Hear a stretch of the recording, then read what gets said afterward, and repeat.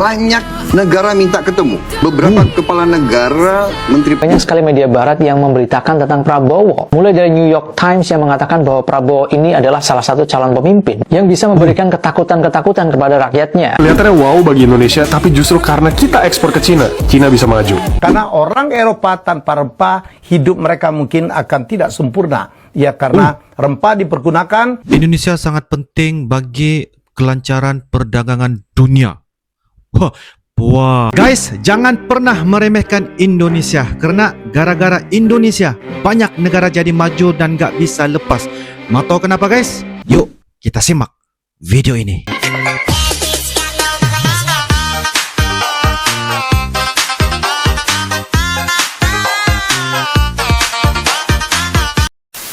Banyak negara minta ketemu. Beberapa kepala negara, menteri pertahanan dari negara Afrika minta ketemu.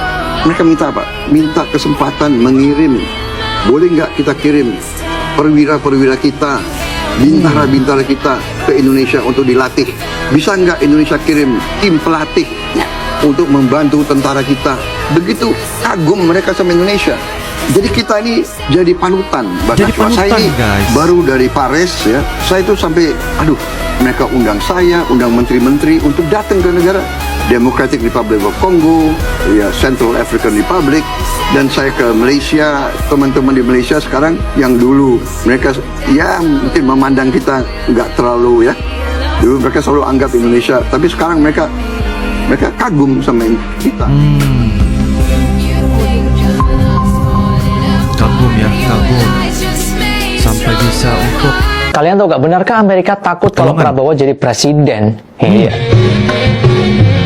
Mereka takut Prabowo jadi Seperti yang kalian presiden. tahu, baru-baru ini banyak sekali media barat yang memberitakan tentang Prabowo. Mulai dari New York Times yang mengatakan bahwa Prabowo ini adalah salah satu calon pemimpin yang bisa memberikan ketakutan-ketakutan kepada rakyatnya. Tak berselang lama, BBC juga ikut-ikutan, di mana BBC ini membuat berita dengan headline yang cukup serius, yang mengatakan bahwa Prabowo ini memiliki masa lalu yang berdarah. Nah, kalau dari analisis saya, mereka tidak mau Prabowo jadi presiden itu bukan karena takut dalam konteks militer. Karena yang pertama, kekuatan militer Amerika Serikat juga masih yang terkuat. Yang kedua, Prabowo sebagai Menhan juga menjalin hubungan bilateral dengan Menhannya Amerika Serikat, mengadakan pelatihan militer bersama dan juga kerjasama di bidang lainnya. Nah, alasan utamanya sebenarnya adalah di bidang ekonomi. Amerika tahu kalau misalnya Prabowo jadi presiden, program-programnya itu sangat fokus terhadap kepemilikan industri di dalam negeri, seperti halnya hilirisasi dan juga kepemilikan perusahaan-perusahaan besar seperti Freeport. Jadi negara-negara barat itu pasti tidak rela ketika Indonesia itu berdiri sendiri dalam hal industri dan juga perekonomiannya. Karena Indonesia dengan populasi yang sangat-sangat banyak, itu menjadi pasar yang legit bagi mereka untuk menjual barang dan jasa. Jadi sebenarnya mereka pengen tetap Indonesia itu menjadi konsumen selamanya. 3 keuntungan besar tinggal di Indonesia. Pertama adalah cuaca, karena suhu di sini hampir sama. Setiap hari kita tidak butuh banyak baju. Jika di Rusia cerita beda, karena ada 4 musim dengan suhu sangat beda. Jadi kita butuh banyak sepatu, tas, jaket. Oh, banyak membutuhkan ya. Sepatu, kaos, semualah. Ini musim dingin, musim semi, musim panas. Selain itu, harus cucikin semua baju biar penampilan bagus. Dan itu sering membuat sangat-sangat pusing. Yang kedua, banyak sekali buah dan sayur segar semua. Buah dan sayur. Di Rusia bisa dapat cuma di musim panas 2-3 bulan setahun. Cara simpan buah dan sayur untuk musim dingin di Rusia, oke. Tapi kalau di Indonesia langsung ada memang guys. Dan yang ketiga, street food ya. Di sini banyak sekali pilihan makanan di luar. Jadi jika kita tidak ada waktu untuk masak, gampang cari makanan dengan harga yang murah. Kalau kita lagi ngomongin negara maju, pasti image yang pertama kali muncul kalau nggak negara Amerika, ya negara-negara yang ada di Eropa. Emang sih banyak bangsa barat yang lebih maju dan berpengaruh dibandingin bangsa timur. Kenapa ya kok kayak gitu? Kata Philip Hoffman, seorang penulis buku, negara barat lebih maju karena mereka sering berperang.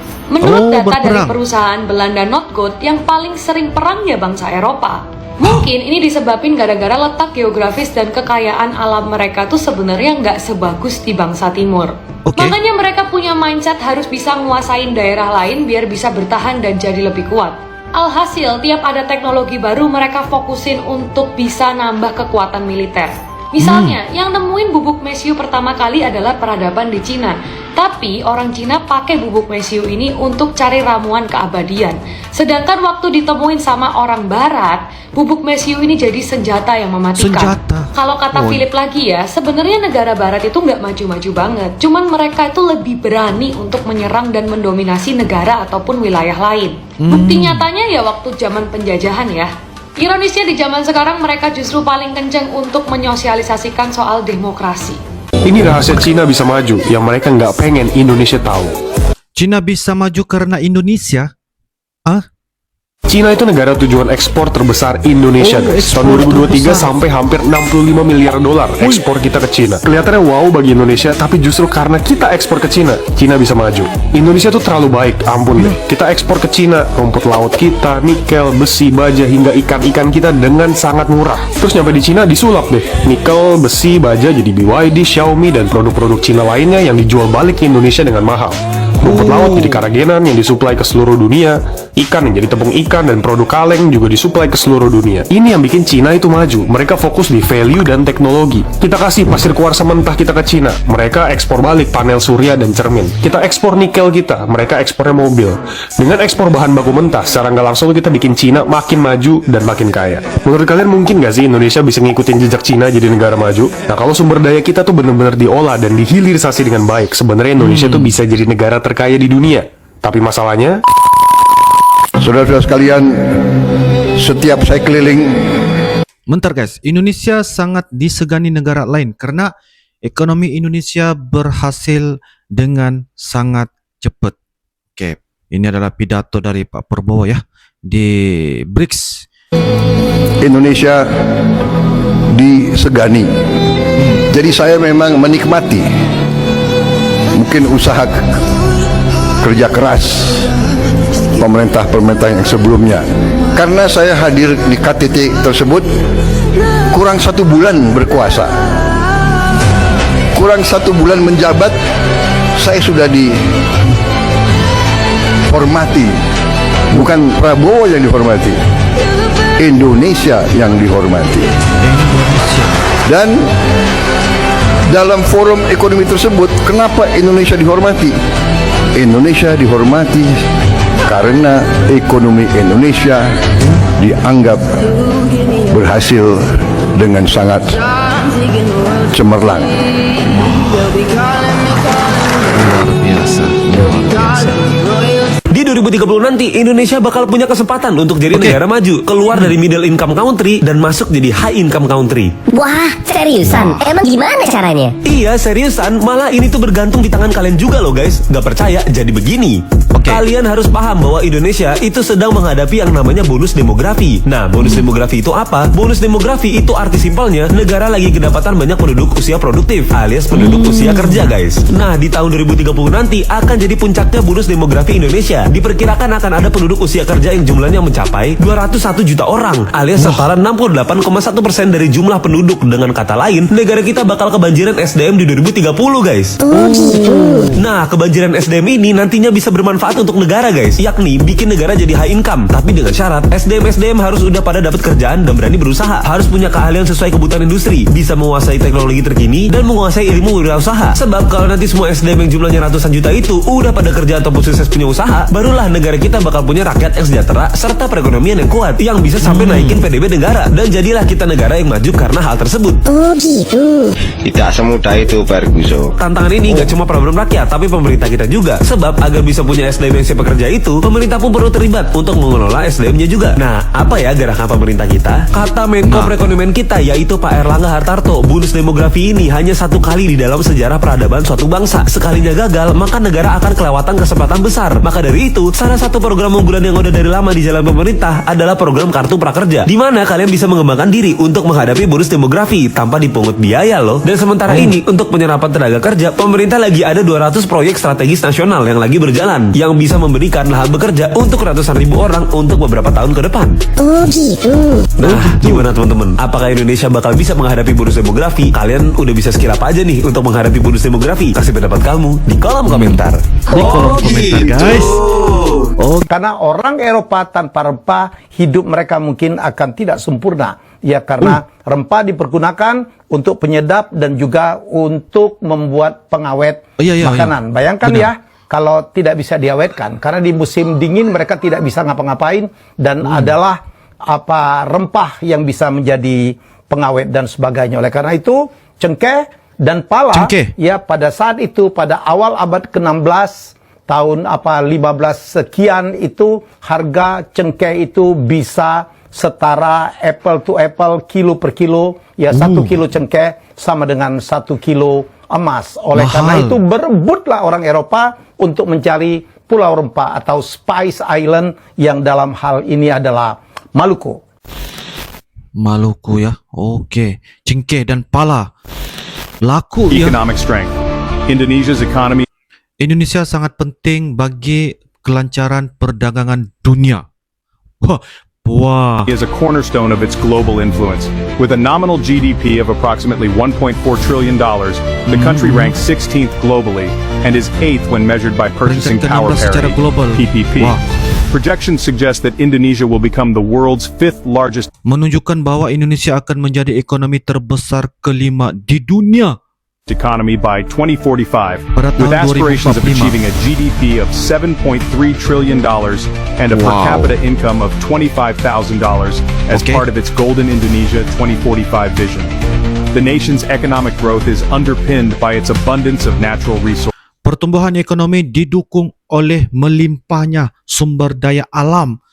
Kita sudah tahu guys bahwa alam yang ada di Indonesia tuh guys begitu kaya sekali guys, begitu luar biasa sekali guys. Ya, inilah yang membuatkan orang-orang dari luar negeri Indonesia iri dan juga melihat bagaimana Indonesia kaya sebegini dari sudut alamnya, wisatanya, ekonomi juga melimpah-limpah ruah guys. Wow. Indonesia is a global leader in the production of commodities such as palm oil, coal, and rubber. These resources not only fuel batu bara dan karet guys merupakan sumber daya yang tidak hanya menjadi bahan bakar industri dalam negeri, domestic industries, but also contribute, tetapi juga memberikan kontribusi yang signifikan terhadap pendapatan ekspor, significantly to export revenues, ensuring its role as a critical supplier in global markets. Additionally, Indonesia's strategic geographic position enhances its economic importance. Straddling vital sea lanes that connect the Indian and Pacific Oceans, the country serves as a critical hub for international trade. Major shipping routes pass through its waters, making Indonesia indispensable to the smooth functioning of global commerce. Guys, sejak Pak Prabowo terpilih sebagai Presiden Indonesia, banyak negara dunia ingin menjalin kerjasama dengan Indonesia. Bukan cuma karena posisi strategis Indonesia, tapi juga karena kepimpinan yang tegas dan visi yang jelas untuk kemajuan negara. Indonesia bukan lagi negara yang bisa diremehkan.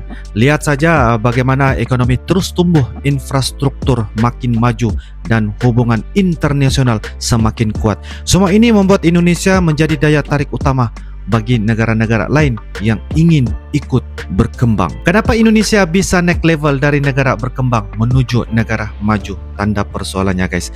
Jawabannya jelas. Indonesia punya sumber daya melimpah, pasar yang besar, dan kepimpinan yang kuat. Itulah sebabnya dunia makin melirik Indonesia guys sebagai yaitu pusat kekuatan baru di Asia. Sejarah udah membuktikan tanpa rempah-rempah dari Indonesia, negara-negara Eropa dulu gak bakal bisa bertahan. Sampai sekarang pun rempah-rempah asal Indonesia masih jadi kebutuhan utama bagi dunia kuliner dan industri farmasi di banyak negara maju. Selain rempah-rempah, Indonesia juga dikenal dengan keindahan alam guys, budaya yang kaya dan wisata yang luar biasa. Banyak negara maju salut dengan Indonesia karena keberagaman ini guys.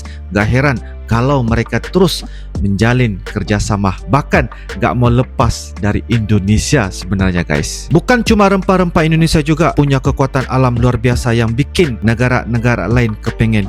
Nikel, batu bara, tembaga, emas, semuanya jadi rebutan di pasar global. Nikel Indonesia misalnya jadi bahan utama untuk produksi baterai kendaraan listrik. Banyak negara besar termasuk Amerika dan China berlomba-lomba guys ingin mengamankan pasukan nikel dari Indonesia, karena tanpa ini industri kendaraan listrik mereka bisa lumpuh ya. Batu bara Indonesia juga nggak kalah penting ya. Beberapa negara masih sangat bergantung pada batu bara sebagai sumber energi utama mereka.